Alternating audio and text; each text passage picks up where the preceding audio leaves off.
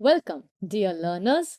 I'm Dr. Shaumili Mandal, and I'm back with the second lecture, that is Rituals of East and Northeast India, of my sixth module, Rites and Rituals. So, in this lecture, I'll be talking about the various rituals which I have discussed in lecture 1 in various parts, you can say in different parts of Northeast India and East India. We will start with the rituals from Bengal. In this, I will discuss the marriage rituals, that is, commemorative rituals, and vrata rituals or vrat rituals, which are commemorative as well as calendrical rituals of Bengal. The commencement of the Bengali wedding takes place with the ritual called Ashirvad. Once the wedding dates are finalized, the bride and groom are showered with blessings of the two families. Both the bride and groom are blessed with husked rice, leaves, and gold ornaments. Sometimes this blessing ceremony is also conducted on the day of the wedding. The bride and the groom are given special treats by the families, friends, and close relatives, which we say is Aiburo Bhat. And so, also, there is Dodhi Mongol ritual, which begins with the first ray of sunlight. In the early morning, interestingly, the family members and relatives go to the nearby lake or river in a magnificent procession to invite the river Ganga. And when they return, they bring a pitcher filled with water. Then, according to the ritual, the would be couple are fed soaked flattened rice with sweet yogurt. This is the Dodhi Mongol ritual, after which they get married. The Nandi Mukh is also another age old ritual of a Bengali marriage where the new couple pays homage to their ancestors in front of a priest. The priest chants blessings to them and the Gai Holud ritual, that is, the application of turmeric paste, starts. At first, the groom has been applied, the groom actually applies a turmeric paste, which is considered auspicious. Then the same paste is taken to the bride's home with a new cotton sari and some other gifts. Then the bride is also applied the same turmeric paste and she's bathed in the pond water or any water you can say. Then these are the pre wedding rituals we have. And there is also the ritual of the bride wearing beautiful white and red bangles made of conch shells. The white bangles are called shakha and the red one is called pola, which symbolizes a married woman. Then the wedding festivity starts. And after, welcoming the groom, the bride's mother actually welcomes the groom, and the other women, elderly members of the family, welcomes the groom. They are taken to a mandap, and the marriage starts. And how it starts? With the Shubhodrishti. Or we say, the grand entry of the gorgeous bride on a wooden stool called Pidi, which is carried by her four brothers. Then the bride slowly removes the bitter leaves away and they see each other for the first time ceremonially. And the sound of conch shells, the blowing of the conch shells, fills the ambience.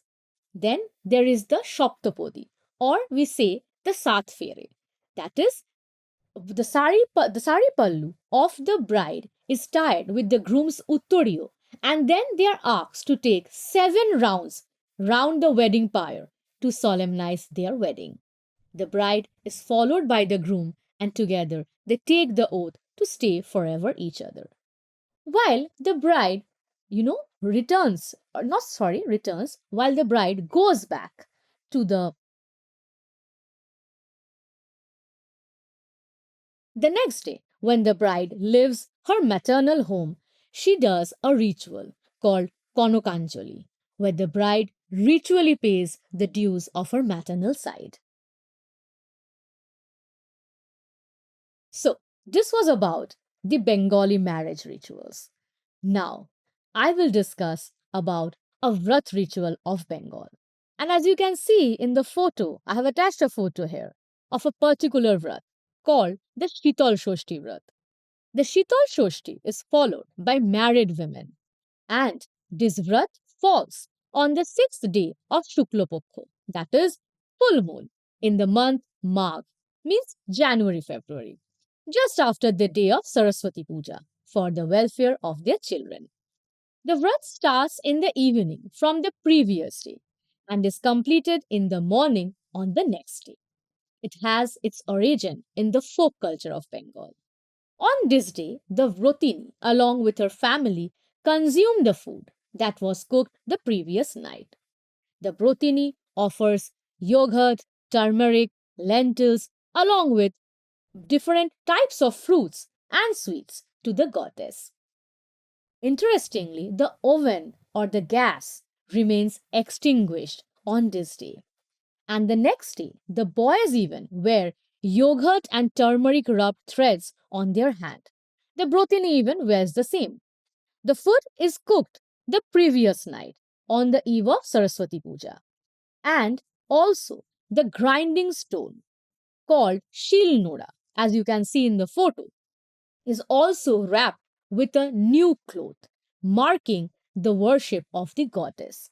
So, this is the complete ritual, we can say, of Shital Shashti Broto, and it is done for the welfare of the children.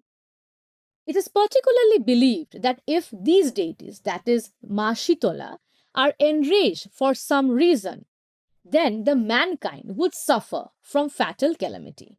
There are some permanent shrines built for the goddess in the village. Sometimes they are worshipped outside the village. Also, she is worshipped for prevention of smallpox, as there were neither preventive measures nor treatment in the remote villages. In some houses, lentils, vegetables are also boiled and cooked and consumed the next day. The main part of the ritual is that the next day, that is after the Saraswati Puja day, there will be no heating of any food in the house. That is the main, you can say, element of this ritual. The deity is aniconic, but nowadays the image bears a red female face smeared with vermilion and is usually fixed on a raised platform. The Shilnora, which is there in the photo, the Indian grinding stone, it plays a significant role as it is considered to be the purest form of stone in the household, which is sacred and kept in kitchen. The coolness of the Shilnora is associated with the goddess is metaphorically attached to the stone. Shital Shoshti, the word Shital or Shitola Shoshti, the Shital word means coolness. So, the Shilnora is symbolic of the goddess. And the women follow it with, lot of energy and enthusiasm as it is done for the welfare of the children and the family. Next, I'm going to talk about the rituals of Bihar. In Gaya, Bihar, the death ritual is a significant part of Hindu religious practices, especially for those following the traditions of Pitru Paksha and Shraddh ceremonies. Gaya is considered one of the holiest places for Hindus, primarily due to the belief that performing certain rites here ensures the soul's peace and release from the cycle of rebirth. The key elements of the death ritual which happens in Gaya is Pinddan, which is a central ritual performed for the deceased, wherein the family offers rice balls, that is pind, mixed with sesame seeds, barley, and other sacred materials. I've attached a photo of it. These are offered to the deceased in the belief that they will help the soul attain peace and liberation. The ceremony takes place on the banks of the Folgu River, which is considered sacred and is associated with the legend of Sri Ram and the sage Vishwamitra. Pitru Paksha Mela is an important period, typically in the month of Bhadrapad, that is September, when Hindus perform rites to honor and appease their ancestors. Though this ritual, this death ritual, is a combination, you can say, of the Shastric and the folk. Because the belief of the ancestors coming down, taking their pins, taking the like obeisances from us, is very much psychological and man made, which is very much, resemblance to the folk culture we have. The chanting and everything that forms a part of the Sastric culture, we can say. So, people from all over the country visit Gaya during this time to perform Pinddan for the peace of their ancestors' souls. The ritual includes offerings of foods and prayers to ancestors, ensuring that their souls are at peace and that the family receives blessings and protection. The priest play a significant role. That's why I said it has a combination of the Shastric rituals and the folk rituals. Because the moment the priest comes with the chant and the mantras, it becomes a bit of Shastric.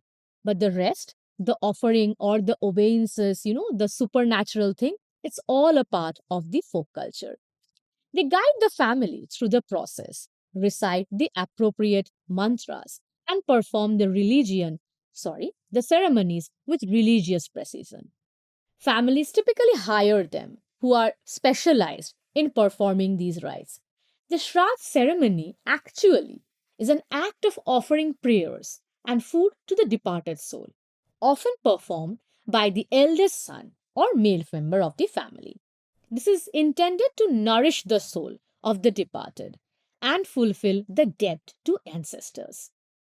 This Gaya is also revered to Lord Vishnu, and it is believed that offering prayers here provide moksha, that is the rebirth. We do not have to be a part of our rebirth actually. We attain salvation, that is moksha. A pilgrimage to Gaya for these rites is considered highly auspicious, with many believing that performing the rituals here is more effective than anywhere else. The next, I'm going to discuss about few rituals from Assam.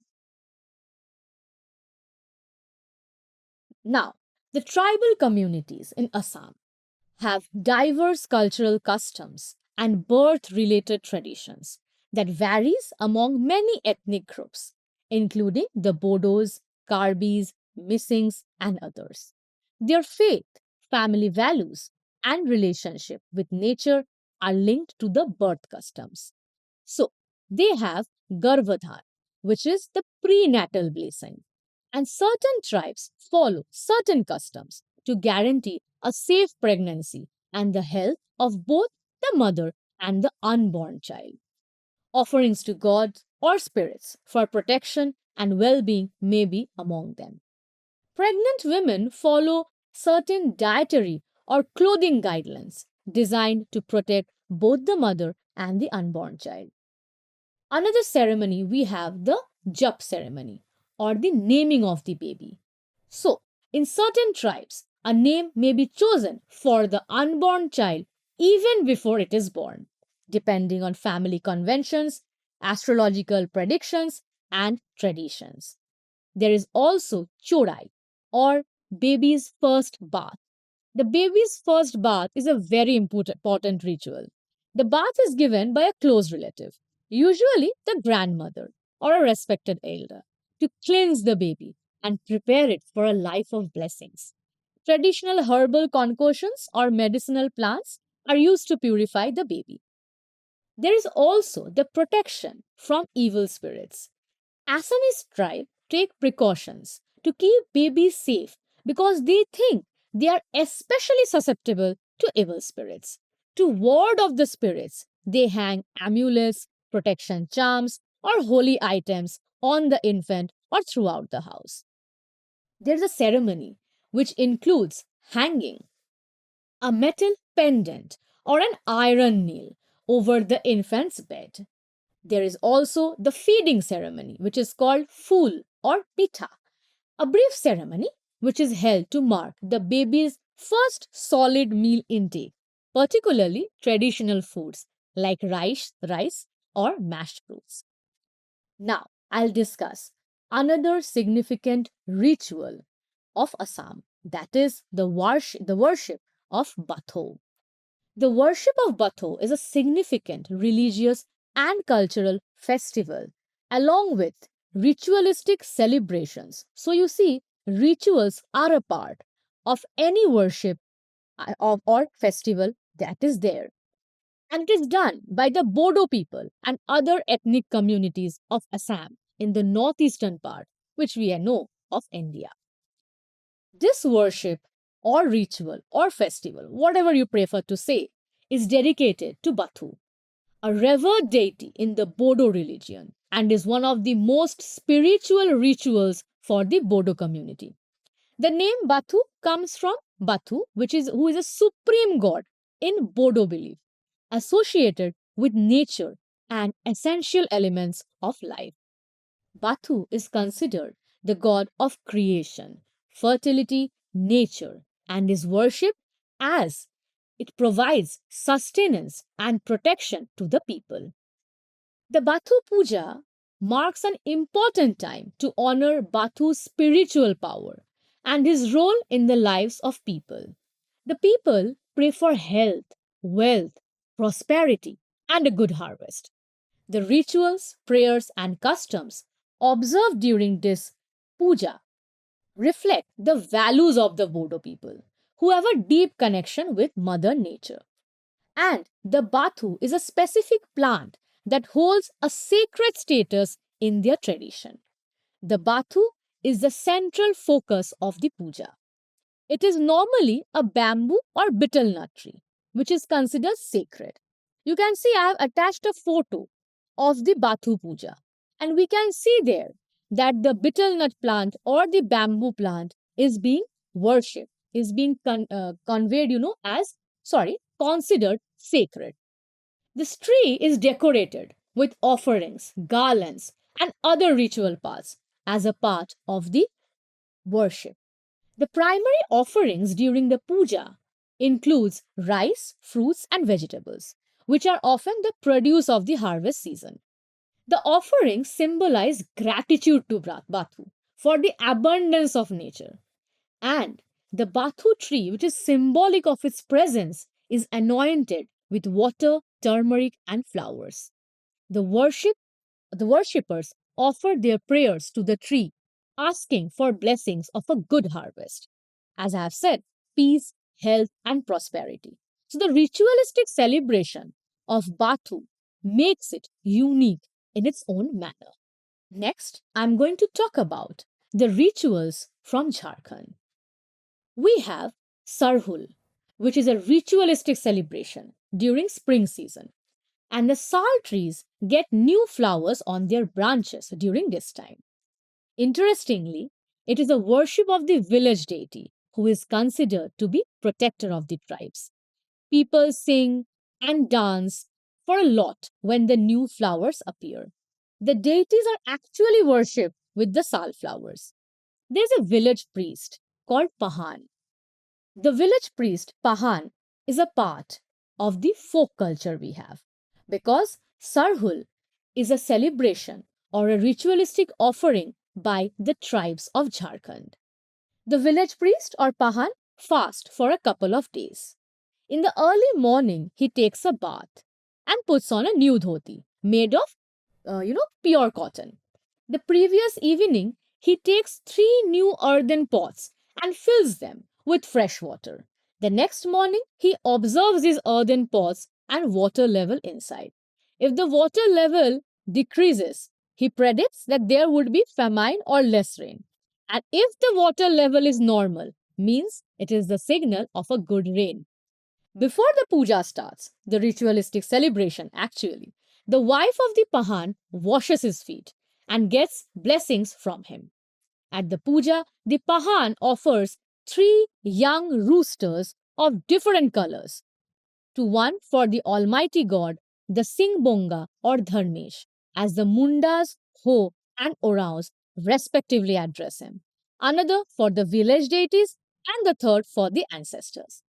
During this ritualistic celebration, the villagers go around the whole village and they play the traditional dhol, nagara, and the pahan chants prayers to the deities. So, whether it is a shastric ritual or a folk ritual, the chanting of the mantras and the introduction, or you can say the presence of the priest, is everywhere. A priest is necessary. The main thing is that, whether it's a shastric or a folk ritual. Now, when the puja is finished, the boys carry Pahan on their shoulders, and the girls dance ahead and take him to his house, where his wife welcomes him by again washing his feet. The Pahan offers sal flower to her wife and villagers, and these flowers represent the brotherhood and friendship among villagers and Pahan the priest. At the same time, a prasad, that is made of beer, called haria, is distributed among the villagers. And the whole village celebrate with singing and dancing in this festival of Sarhul. It goes on for weeks in the area of Chota Nagpur. In Kolhan region, it is called Ba Poro, meaning flower festival, and this festival is of great happiness. Next, I'm going to say about the Tushu Poro, where Tushu Devi is considered a fertility, harvest, and wealth goddess. In order to guarantee that the harvest season will be prosperous, the ceremony or the ritual celebration consists of prayers and offerings to the goddess. This is also a folk ritual, a complete folk ritual, we can say, because the tribes follow it. According to devotees, Tushu Devi has the ability to protect the people from natural disasters and bless the corpse. Magic clay or straw Tushu idols representing the goddess is built, and this is the first step of the rites. They are frequently adorned and positioned in a communal area for worship. Bamboo poles or wheat stalks are often used to create makeshift altars and structures for the goddess idol. The foods, flowers, rice cakes are offered in this ritual to appease Tushu Devi. There is also, involvement of traditional folk songs and dances that express gratitude for the harvest and the coming season. I have attached here a photo of a celebration of the Tushu festival. Next, I am going to talk about the rituals of Orissa. So, starting with Nuakai, which is the quintessential harvest festival in Orissa, and it involves the ritualistic celebration of the new crop, which is offered to the deities, meaning the first produce is offered to the deities.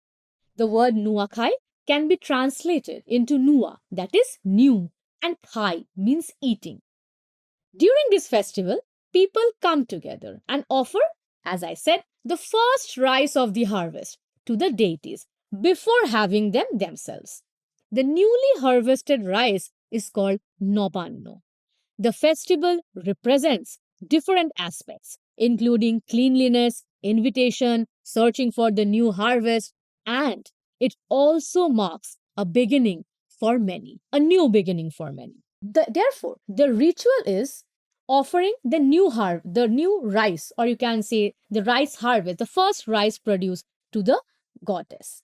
And it is believed that this time grievances should be left and started afresh. People exchange gifts with their loved ones, and blessings are sought from the elders. Nuakai is deeply connected with sustainability in many aspects, which makes it more, folk and more elements of folk in it, a part of the folk customs, we can say. It emphasizes the importance of sustainable agriculture practices and with farmers offering the first harvest. Also, the ritual promotes organic farming techniques, reduce reliance on chemical fertilizers, and the preservation of indigenous rice varieties. It contributes to long term soil fertility and minimizes environmental harm and ensures food security in the community, aligning with the principles of sustainable agriculture. It also encourages, interestingly, the preservation of traditional knowledge related to farming, farming techniques, food processing, and also crafts. Additionally, the festival encourages the consumption of locally sourced seasonal food. Next, I'll be talking about the Khond, a photo of the tribal Khond, the tribe Khond I have given. So the Khond are nature worshippers, and their belief has originated that Mother Earth should be appeased for the welfare of the villagers or community, not as an individual. We know folk mainly relies more on the community rather individualistic. In olden days, the Khon settled the boundary of their village and wanted the earth goddess of that area to keep their area safe and the residents in good fortune. The ritual worship took 2 days, involving all the priest groups headed by the Mati Guru. Here, we have the concept of human sacrifice, as the human who was chosen was either kidnapped or duped for these reasons. Because nobody will be willing to sacrifice themselves, okay, for a certain specific religious ritual. So the person is named Meria and he is kidnapped or duped, and then only he is given the sacrifice to the goddess. The Meria person is ritually cleaned with turmeric paste, oil, and bath, and decorated with kajal, vermilion on forehead, garlands on the head, neck, and arms, and he is shown the boundary. We cannot say it's he or she, but it is shown the boundary. On this way, the villagers feed him in gratitude because after death, his or her soul will guard the boundary as a spirit. The Maria was made intoxicated with liquor so that he will not respond when the sacrifice will take place. Though this may sound very brutal, okay, but as they were tribes and they knew the only way to appease to the mother earth or the earth goddess, they did these sacrifices, and maybe it exists in some parts of India till now. Next, I'm going to talk about the rituals from Arunachal Pradesh. Among many tribes, rituals related to puberty and marriage are significant rites of passage. For example, the Apatani tribe, a very prominent tribe in Arunachal Pradesh, has a ceremony when a girl reaches puberty. The girl is kept in seclusion for a period, during which she undergoes specific rituals. This period or the menstrual cycle signifies her transition from girlhood to adulthood, thus reclaiming the rites of passage, the transition. Large circular nose plugs, known as yapping hullu, are meticulously positioned to deter any ill intentioned gaze. These deterrent, intricate tattoos are adorned on their body, cascading vertically from brow to chin, obscuring the allure that they could attract unwelcome attention. The marriage rituals of the tribes of Arunachal Pradesh are also very typical, as they involve exchange of gifts, dowries, and sometimes the payment of bride price, like the mithun in some tribes. Here I've attached a photo of the mithun, which is a very important livestock, part of a livestock in Arunachal Pradesh. Among the Nishi, marriage is preceded by a dowry negotiation and the performance of specific rituals to bless the union. Traditionally, in Apatani, one has to follow the social codes of the tribe, that is, endogamy and clan exogamy. Once the marriage is accepted by both the parents, the marriage has to be solemnized through a series of ceremonies, which include Mabo Inchi, visit of bridegrooms to bride's parents, Binni Ari Pahaning, that is exchange of goods, Ruhuti Pinning, collection of paddies from the fields of bride, relative in return, and finally, Eli Bahaning, procession from bride's house to that of the bridegroom's house. There is no practice of polyandry in Apatani society. Though monogamy is the rule, the practice of polygamy or bigamy cannot be ruled out actually. Polygamy is only practiced if the first wife is barren or the man has no male child. In such cases, with the consent of the first wife, the man takes a second wife.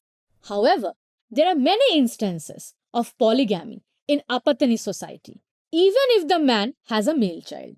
Marrying many wives was seen as a sign of affluence. There were also forced marriage, where the girls would give her consent to stay with the boys as his wife simply because of the fear of her image or reputation being seen as spoiled.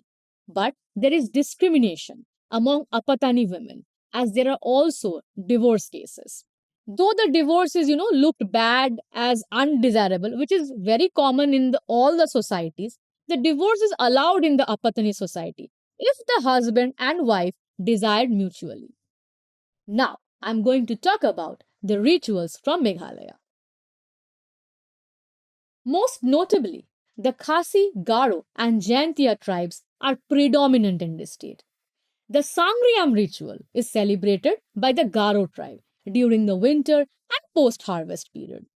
The ritual is meant to appease the spirits of the ancestors and ensure the fertility of the land for the next planting season. The festival also includes animal sacrifices, traditional dances, and songs performed by the community. The Garo people believe that this particular ritualistic celebration brings prosperity, health, and protection from evil spirits, ensuring a fruitful future. There is a concept, of the sacred grove, which is central to all these three indigenous tribes, the Khasi, Jainti, and Garo. I have attached a photo of the sacred grove here. Sacred groves are areas of the forest that are believed to be inhabited by spirits and are protected. The Khasi and Jaintia tribes worship the Yublei, they are the supreme god, and various spirits of nature. Rituals are performed, to appease them, especially in these groves, where rice, fermented rice beer, fruits, and sometimes pigs are also given, offered actually. The lajong or lai of the grove is invoked during these rituals. What does lai mean? Lai means the spirit of the grove. The local priest, called CM or Nokma, are responsible for performing the rituals. They offer prayers, sacrifices, and conduct special ceremonies in the sacred groves to seek blessings for fertility, prosperity, and peace. Next, I'm going to talk about the rituals of Manipur. The very famous ritual or festival, you can say, or ritualistic celebration, we can say, is Ningol Chakuba, a very prominent one. It is celebrated in honor of married women. And what does the ritual involve? The family hosting a feast for married daughters, where the women return to their parental houses. You can see I have given you the photo of how the women are returning to their parental houses. It's an important social event that strengthens family bonds.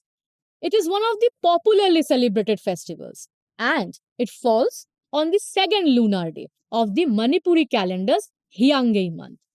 Ningol, the term in Ningol Chakuba, means married women, and Chakuba means invitation for feast. So the festival, as I said, is where the married women come to their maternal houses.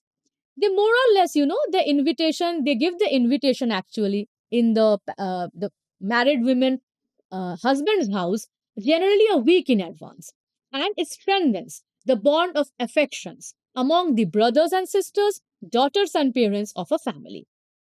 On this joyous day, girls, the married women, along with their kids, come to their parental home with a festive mood. As you can see, there are kids also in the photograph coming with their mothers.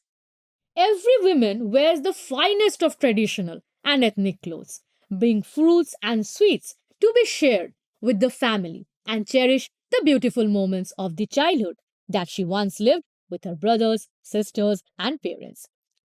As I said, it begins, some days ahead, and the members of every family await the whole year eagerly for this day to meet and greet their daughter and sisters with joy and excitement. They go to the market to buy things for the preparation of the feast, and clothes are gifted to the sisters and the daughters. They prepare also a lot of tasty and healthy cuisines with much care and effort for a grand feast. And it serves, vegetarian and non vegetarian dishes alike. Also, Manipur is a mosaic of tradition and cultural patterns, it has been represented in the dance forms. The Lai Haroba, a traditional stylized dance, is a ritual dance for appeasing gods and goddesses. The Lai Haroba festival is generally celebrated between April and May, just after the harvest season. Lai Haroba is an important and at the same time an ancient festival of the Meitei community in Manipur. It translates to the word, Lai Haroba literally translates to the ritual dance for the gods. And it is a celebration and ritualistic one to the traditional Meitei gods, particularly the Lai. Lai means deities actually. The festival is primarily held to honor and appease the deities, which is very common in all the, you can say, worships actually. And this is deeply rooted in the Meitei's animistic beliefs, where the worship of natural deities and spirits play a central role. The festival is held in honor of deities such as Pakhangba, the king of gods, Sanamahi, the god of creation, and other deities that represent nature, life, and prosperity. Dances play a very important role here, which is the ritual, and devotees perform ras dances and lai haroba. It involves costumes, symbolic gestures, chants, ritual sacrifices, often symbolic, and offerings of fruits, flowers, and local delicacies to the deities. One of the most recognizable is the traditional, as I said, dance form. They are danced, the dance actually happens in the rhythm of traditional drums and flutes, with participants observing and also dressing up in elaborate costumes. The festival is typically held in the summer months and with specific rituals tailored to different villages or families. It's just not a festival of worship, but also a celebration of life, nature, and fertility. It marks the continuous connection between humans and the natural world. The performance of the rites and dances, the Meitei people reaffirm their relationship with the divine and the forces of nature. Interestingly, this festival brings together families, communities, and villages, and it is a time of great social cohesion. People from all economic status also come together to celebrate this festival. And the rituals and dances are accompanied by chanting of sacred hymns, prayers, and invocation to the deities. So, we can say that a ritualistic celebration need not be only of worship or chanting of the mantras. It can also happen through dance, and that is the uniqueness of this dance ritual come festival. Next, I'll be talking about the rituals from Nagaland. The Sekrene festival, known locally as Fosheni, is the main festival of the Angami tribe. Historically, it is a purification and sanctification festival, performed before the menfolk went to war. The celebration sometimes goes for 10 days and includes various activities like washing the village well, washing the weapons and clothes of the men, sacrificing chicken or another animal sacrifice, making ornaments, and going for hunting. One of the most interesting part of the festival is the Thekrahai, in which the local youth of the village sit together and sing traditional songs throughout the day, sipping on rice beer and eating non-vegetarian food. So, you see, this is also a ritual. Sipping on beer, eating non-vegetarian food, and singing, songs to the god. Not necessarily, as I said, that everything should have, every worship should have a ritual of, chanting or offering flowers to the gods and everything. The ritual can be any type. It can be like, it's just the, you can say the expression or the urge of the people, how they want to worship the deity, not sticking to any stereotypes. The festival generally takes place in the third week of February and can be witnessed in the villages of Konoma and Tufoma. Additionally, the social structural gender differences are prominent. Women are identified as different from men right from their birth. Birth rituals observed are also by sacrifices, and they are determined by the sex of the child. So, a rooster is sacrificed for a boy child, and a hen is sacrificed for a girl child. The ritual days observed on occasion of the birth of a boy child or a girl child differs with the, as I said, it differs in gender, it differs.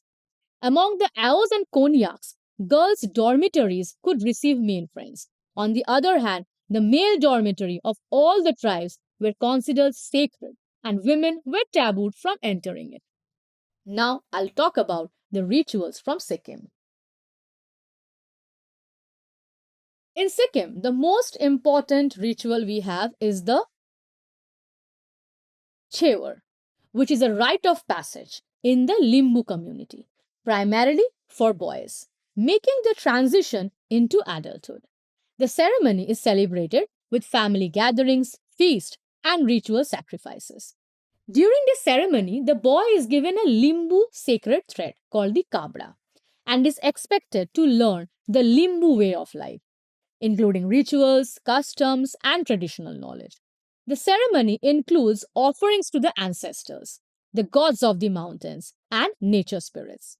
In Sikkim, the Chevar, also known as Chevar or Chevar ceremony, is a traditional, as I said, rites of passage as a transition. It is celebrated by the Bhutia and Lepcha communities as well as other indigenous groups. The Chevar ceremony is a very important event in the life of a young boy, and it is also viewed as a way to purify the child and initiate him into adult social and cultural responsibilities. When the boy reaches around 7 or 8 years, this ceremony happens, and this is also the date which is fixed according to the family's beliefs and the local Tibetan or Buddhist calendar. The main feature of the ceremony is the boy's haircut. And also, it is, cut by a priest or an elder member of the family. And the hair might be offered to deities or ancestors during the ceremony.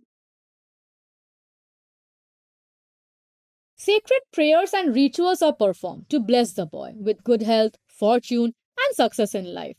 Traditional foods and drinks are served, and it holds deep cultural and spiritual significance in Sikkim. It reflects the community's values of spirituality, family bonds, and respect for elders and traditions. Also, it marks his readiness, the boy's readiness, to be more serious, and he is expected to take more significant roles. It is also the beginning of his education in adulthood, and he is introduced to the religion, tradition, and social conduct. One of the most another important rituals for the Lepcha community is the Phang Lapshul festival, which is also followed with devotion and reverence. This festival is dedicated to Mount Kanchenjunga, considered the guardian deity of Sikkim. Phang Lasol is celebrated in August or September with a series of rituals seeking blessings of the mountain god. Includes prayers, sacrifices, again animal sacrifices, offering of rice, fruits, and fermented rice beer, known as chang. It is also used to appease the spirit of the mountains, ensuring the well being and prosperity of the ritual. Next, I am going to talk about the rituals of Tripura. Garia Puja is one of the most significant traditional festival in Tripura, especially among the Tripuri tribe. I have also attached a photo here of the puja. It is celebrated to honor the Garia deity, who is believed to be the protector of the community and the god of prosperity and fertility. The festival is celebrated with great enthusiasm and devotion, and it involves a series of elaborate rituals, offerings, and celebrations. And what do they see? Good health, which is common in all rituals and celebrations we see. They also ask for protection of the community, particularly from natural calamities and diseases, promotes the well being of agriculture, the livestock, and also the day is specified by the local lunar calendar and varies from village to village. It involves, the priest. He offers, or you can say he selects animals to be sacrificed. Sacred objects such as puja thalis, flowers, fruits, and alcoholic beverages like beer, known as chua, are also gathered for this ritual. What do the priests do? They chant mantras, makes offerings, and then sacrifices animals to the goddess. It is also done, to, as I said, appeasing the deity. They also dance. Dance is an important and integral part of this ritual. The dance movements are intended to please the deity, and it is believed to ensure the blessings of fertility for the community. The dancers wear feathers, beads, and traditional ornaments representing the cultural heritage of the tribe. The entire village comes together to share the joy of the festival, with young and old participating in the festivities. So, we are nearby. We are at the end of the lecture of the rites and rituals of, Northeast India and East India. And what I have attempted to show you some of the dominant, you can say predominant rituals which exist in these parts of India. Thank you and see you in the next lecture.